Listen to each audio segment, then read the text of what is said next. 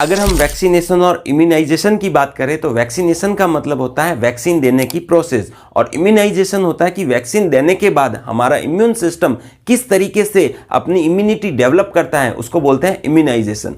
अब वैक्सीन जो है क्या होती है, उसमें कोई भी पैथोजन, कोई मरा हुआ पैथोजन हो सकता है या कोई वीक पैथोजन हो सकता है या पैथोजन के द्वारा बनाई गई कोई प्रोटीन हो सकती है, पैथोजन के द्वारा बनाया गया कोई टॉक्सॉइड हो सकता है, पैथोजन का कोई जेनेटिक मटेरियल हो सकता है। इन सभी का एज ए वैक्सीन हमारी बॉडी में दिया जाता है। अब अगर वैक्सीन की जनरेशन की बात करें तो आपको 3 जनरेशन याद करनी है। फर्स्ट जनरेशन वैक्सीन वो होती है जिसमें पैथोजन, मरा हुआ पैथोजन हो गया या कोई पैथोजन के भाग जो है वो दी जाती है एज ए वैक्सीन। यहाँ पे जो है पोलियो वैक्सीन हो गया। सेकंड जनरेशन वैक्सीन वो होती है जो पैथोजन के द्वारा बनाए गए उस विषैले पदार्थ टॉक्सॉइड जो होता है उसका यूज किया जाता है। अब वो जो पदार्थ है वो हो सकता है पैथोजन खुद बनाया हो सकता है रिकॉम्बिनेंट डीएनए टेक्नोलॉजी के द्वारा किसी और होस्ट सेल में बनाया गया और वहां से वैक्सीन के द्वारा हमारे में भेज दिया। अब यहाँ पे एनसीईआरटी की लाइन भी याद रखना है क्योंकि एग्जांपल में दे भी रखा है। हेपेटाइटिस बी वैक्सीन जो है हीस्ट सेल को एज ए होस्ट बना के बनाया गया था। और थर्ड जनरेशन की वैक्सीन वो होती है जिसमें रिकॉम्बिनेंट डीएनए टेक्नोलॉजी का यूज होता है और ह्यूमन बॉडी ही एज ए होस्ट काम करती है। इसके बाद तो और भी फोर्थ जनरेशन आ गया है, नेक्स्ट जनरेशन वैक्सीन आ गई है